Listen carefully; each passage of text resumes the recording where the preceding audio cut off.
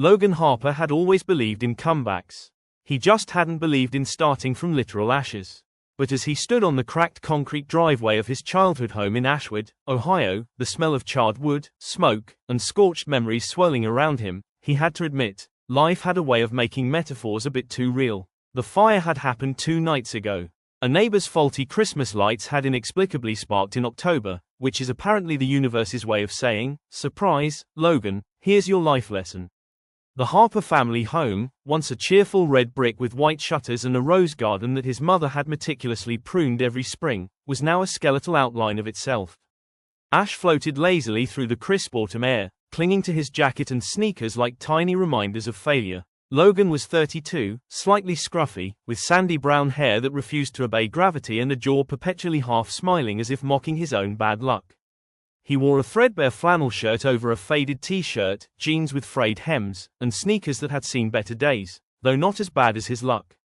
Baxter, his golden retriever and lifelong co-conspirator in minor misadventures, sat on the sidewalk, watching Logan with that mixture of judgment and loyalty only dogs can master. The town of Ashwood was waking up to a cool, overcast morning.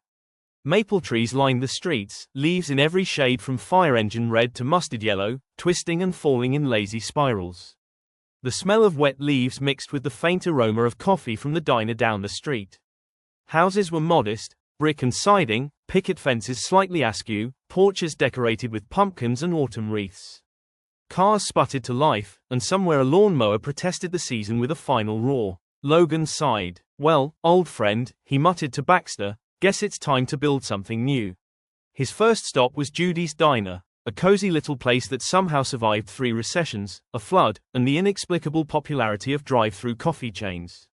Judy herself, a petite woman in her late 60s with silver hair pulled into a bun and a perpetual smirk, spotted him as soon as he stepped through the door. "Logan Harper," she said, leaning on the counter. "Or should I call you, Phoenix in training?" "Ha ha," he replied, dropping into a booth. "Funny, very funny. I might be covered in soot, but I still have feelings." She poured him coffee with a flourish. "Consider this a life lesson in a cup. And sugar, lots of sugar. You're gonna need it." As Logan sipped, he surveyed the diner. A group of retirees played checkers at a corner table, their hands moving pieces like strategists, muttering insults with the familiarity of old friends. A teenager in a varsity jacket was glued to her phone, earbuds in, occasionally bursting into laughter at a TikTok video. The waitress, Melanie, balanced 3 plates of pancakes like a circus performer. It was, in its small way, a perfect microcosm of life, messy, unpredictable, and full of people who didn't care if you succeeded today, as long as you showed up tomorrow. "You planning on rebuilding the house?" Judy asked, raising an eyebrow. Logan took a slow sip. "I guess I don't really have a choice, do I?" "Choice?" Judy snorted. "Life doesn't give you choices, son. It gives you bricks, fire, and a dog that won't stop staring at your eyebrows." Baxter sneezed in agreement. By mid-morning, Logan had started assessing the damage more seriously. The structural engineer from the insurance company had arrived, a young woman named Tara Whitman, carrying clipboards and an air of mild disbelief. "Mr. Harper," she said, surveying the rubble, "the foundation's salvageable, some walls need replacement, and your roof, well, let's just say the crows will appreciate the view." Logan nodded. "So, can I rebuild?" "Yes," she said, scribbling notes. "But it's going to take effort, money, and, honestly, a little bit of soul." "Perfect," Logan said, scratching his head. "I left my soul somewhere between high school dreams and adult responsibilities, but I'm sure it'll turn up."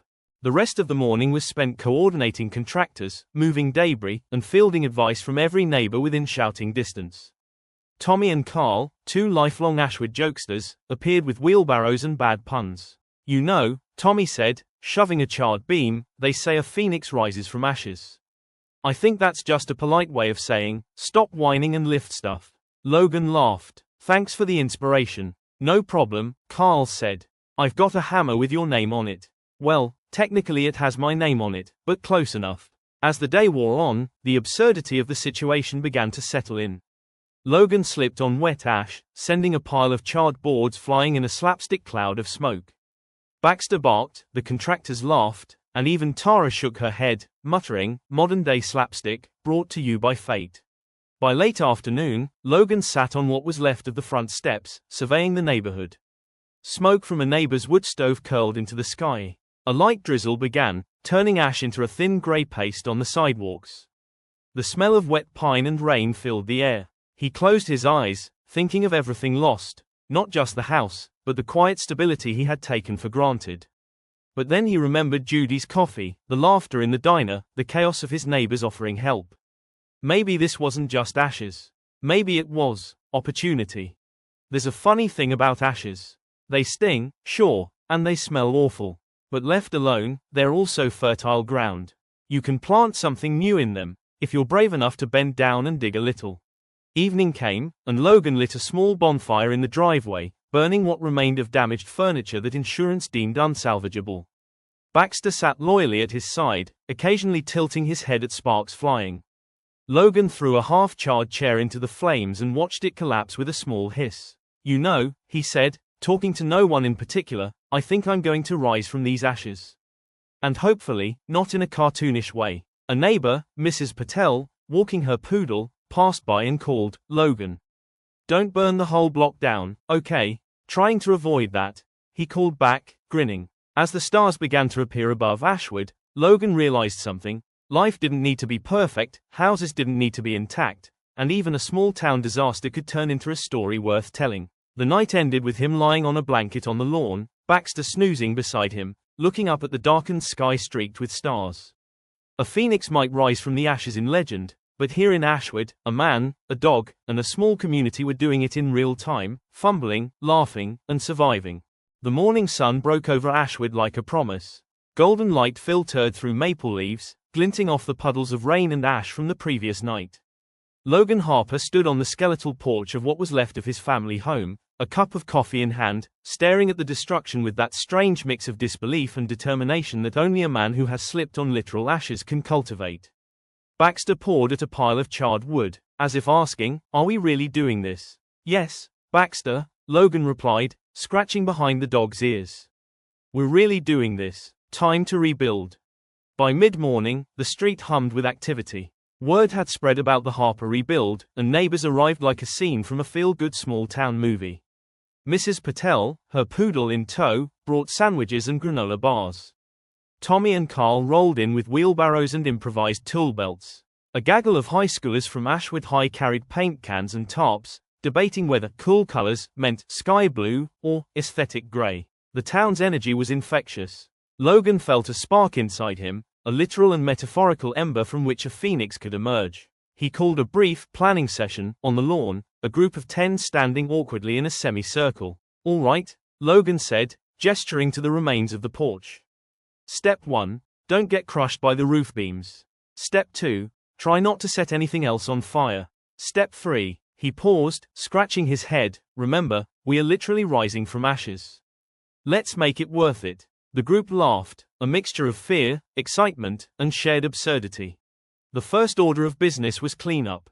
Ash was shoveled into wheelbarrows, charred wood stacked for later disposal, and the rain-soaked ground turned into a gray, sticky obstacle course. Logan slipped twice, once landing on his rear in a perfect slapstick display, sending a cascade of ash into the air. Baxter barked, as if to point out the comedy of it all. Meanwhile, Mrs. Patel organized a makeshift snack station. High schoolers carried buckets of water mostly for the dogs, occasionally for themselves, and Tommy made a running commentary in his booming voice. "You know, Logan, phoenixes usually get fiery wings or something. You're getting wet sneakers and mud, pretty close though." Carl added, "And if we're lucky, we'll all get viral TikTok fame for the Human Phoenix Fall compilation." The laughter and chaos, Logan realized, were as important as the work itself. Humor became mortar, friendship the bricks, and slowly, a rhythm emerged. By noon, the framework of a temporary structure was in place. Logan surveyed progress from a safe distance, wiping sweat and ash from his brow. His hands were blackened, his jeans muddy, and his flannel shirt clung uncomfortably to his back. Then disaster struck, or what could only be described as classic small-town slapstick destiny. A wheelbarrow, overloaded with ash, tipped over, sending a geyser of soot and debris across Logan's face. High schoolers shrieked, neighbors groaned, and Baxter, ever the loyal chaos companion, jumped into the cloud like a knight riding into battle. Logan coughed, waved his hands, and laughed despite the grime. "Yep," he said, eyes watering, Phoenixes always get a dramatic entrance. Lunch was provided by Judy's Diner, delivered via a convoy of volunteer cars. Pancakes, sandwiches, and an inexplicable quantity of chocolate milk appeared. Logan sat in the mud, leaning against a beam, and took a bite. "You're smiling," Judy said from behind the pile of takeout boxes. "And that's dangerous." "Not dangerous," Logan replied. "Necessary. If you survive fire, ash, and literal wheelbarrow geysers, you deserve a smile." And lunch. Afternoon came with a flurry of constructive chaos. Neighbors painted walls, repaired beams, and installed temporary tarps over exposed sections of the house. Logan found himself teaching teenagers how to wield hammers safely, which inevitably devolved into a mock jousting tournament using paintbrushes and leftover 2x4s. Somewhere in the middle of this, Tara Whitman, the insurance engineer, returned to check progress. "Mr. Harper," she said, surveying the reconstruction with slight disbelief, "you're actually making this work." "I'm not sure it's working," Logan admitted, "but it looks like chaos with a plan, which is basically the same thing." She laughed, and Logan realized that small-town communities had a remarkable talent, turning disaster into theater. By late afternoon, a minor miracle occurred. The house, though incomplete, had walls upright, a tarp roof secured, and a sense of structure in the midst of messy improvisation. Logan climbed onto a remaining step and looked out over his neighborhood. The streets were alive with activity, neighbors chatting, kids playing, and Baxter rolling in mud like he owned the place. "See that?" Logan called to the group. "That's what rising from ashes looks like." Tommy, balancing a hammer like a scepter, grinned. "More like fumbling out of ashes, but impressive nonetheless." Carl added, "Hey, don't sell yourself short. This is practically heroic. Phoenixes don't get insurance adjusters, though, so you win there." Evening settled in with a gentle drizzle and the smell of wet leaves mixed with sawdust and paint. String lights appeared in windows, neighbors lit small lanterns, and Logan realized that in this town, symbolism was woven into the fabric of everyday life.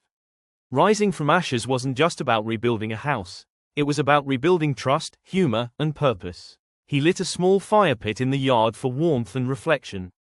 Baxter curled at his feet. Logan stared at the glow, the embers dancing upward like tiny sparks of possibility. A phoenix isn't born in one perfect flame. It's made from persistence, laughter, scraped knees, and the stubborn love of neighbors who show up with wheelbarrows and snacks. Rising from ashes isn't glamorous.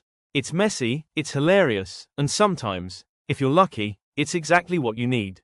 The night ended with Logan leaning back on a lawn chair, sipping chocolate milk, and watching the community clean up, laugh, and joke. The house wasn't finished, but it didn't matter. The metaphor had taken flight. Mrs. Patel waved from across the street. "You did good, Logan." He waved back. "We did good. Phoenixes don't rise alone." As the rain softened into a mist, Logan realized something fundamental. Failure isn't the end. Ashes aren't just destruction, they're a foundation, ready to be built upon. And humor, chaos, and a little bit of absurdity. That's the glue that holds a phoenix together. So when life burns down your house, spills your coffee, and topples your wheelbarrows, remember this: you can rise from ashes, but you'll need mud on your jeans, laughter in your lungs, and a dog that won't stop judging you. Rise anyway, laugh anyway, and above all, rebuild. Ashwood glows under streetlights and lanterns.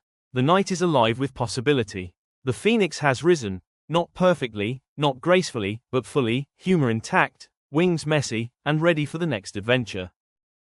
Like and subscribe if you want to be happy and motivate.